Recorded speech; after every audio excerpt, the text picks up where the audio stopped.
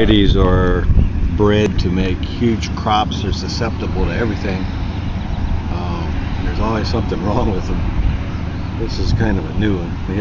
We've seen a little bit of this in the past, but not this profound, extensive. And it's just the ones that are coming out right now. Actually, it's third year.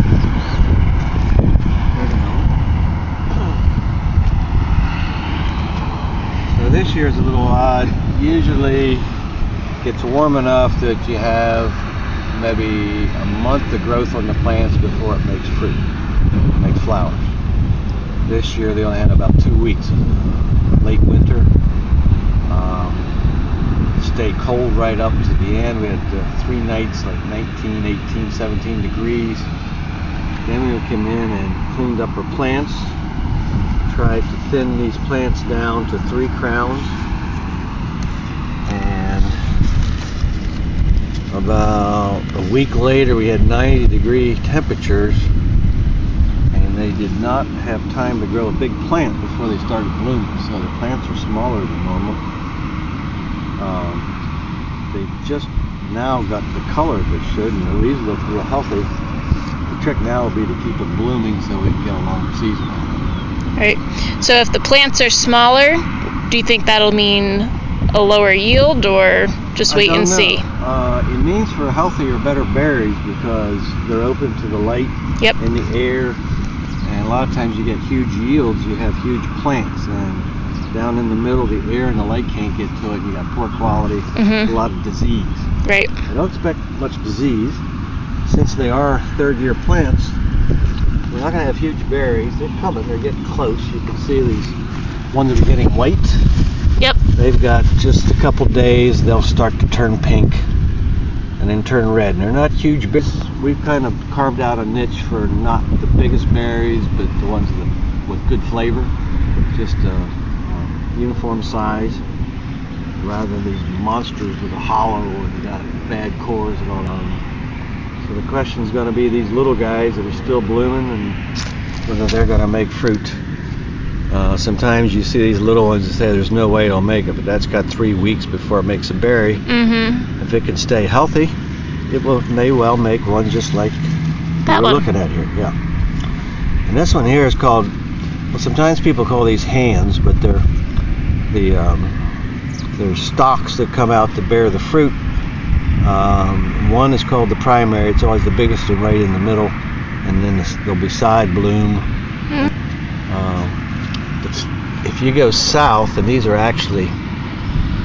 Chandler, which is bred in California at a latitude about the same as North Carolina. They have a much easier time of growing them.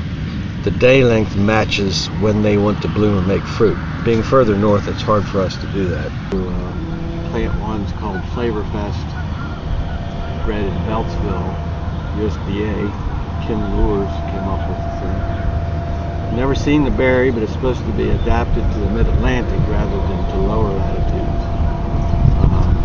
Should have less problems with it. It's supposed to be high yielding and excellent flavor. So, sight unseen, we got 4,000 plants ordered for next year. See, actually, that's our last shot maybe at trying June-bearing strawberries, what we would call June. We've been moving to day neutral strawberries, the variety Seascape.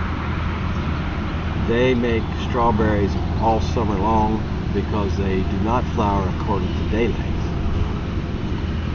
The ones in the spring, they'll make a crop the same time these will, but then they will make additional crops in the summer when it's really hot.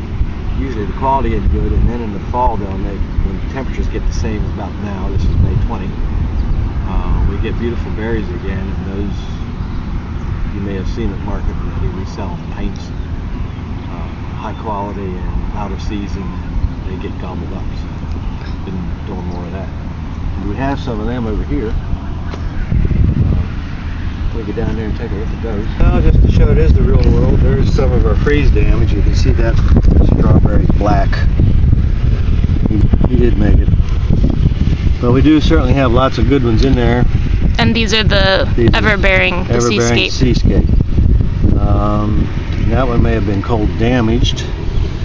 And we pick them, we have to call all that stuff out. We do have to sort all this fruit so you get good stuff at the market. They usually don't make huge berries, but they make high quality stuff. And there's a lot of fruit in here, and they don't just make one flush for like 4 weeks. They'll make a flush of berries, and it'll be a couple of weeks they'll make another flush. And then, like I say, in the fall is when they come along, when everything else is out of season, and they do real well.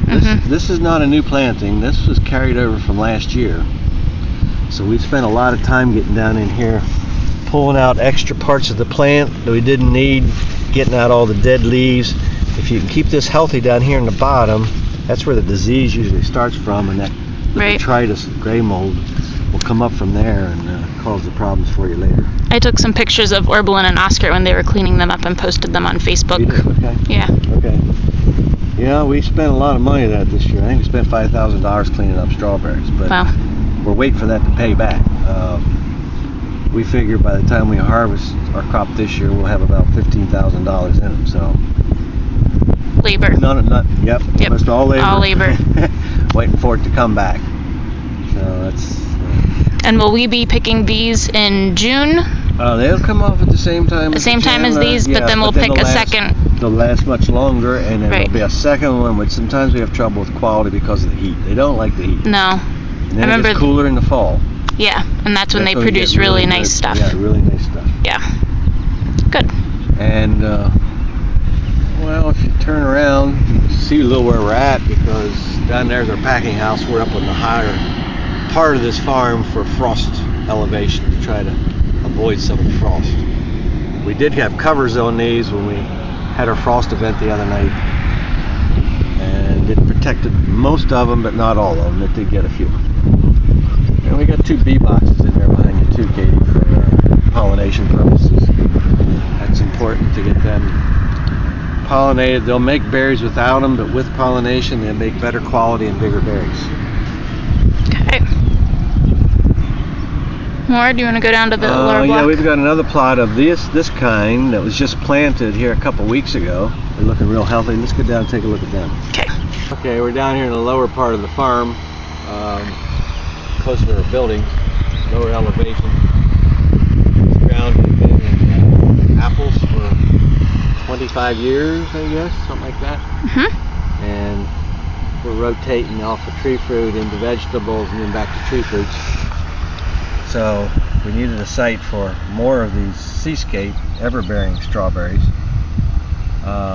They're generally planted bare root in the spring. They're new to us. I mean, we've just done them for a couple of years now. But we got a neighboring greenhouse to get the bare root plants and put them into pots and planted the pots in here. We went through a shock for about 3 weeks and didn't do much. We're looking puny. Now they've taken up. We got green foliage. So we're starting flowers on there to make a spring crop. They won't make many. My experience with this is they'll make just a few berries, but they'll be perfectly shaped, very good flavor, high quality. The real target for these things is in the fall, so that you get the berries for the fall. The stick is aluminized to reflect the light to keep the ground cooler. Underneath. It's the hot temperatures that shut them down from production and causes the problem. So this is a new site for us. We'll see how it works out, but I'm pleased with these plants so far. Good. Of course, all these things with farming, you get all the money invested up front and then cross your fingers that it's going to pay you back later. Strawberry's been a good item for us. We've actually cut back. At one time we were wholesaling. We started out with an acre, went to 2, started to go to 3, and decided that's not what we wanted to do. We just wanted to grow strawberries and take them to market, so we're not wholesaling anymore. So, trying to get the best berries for our customers.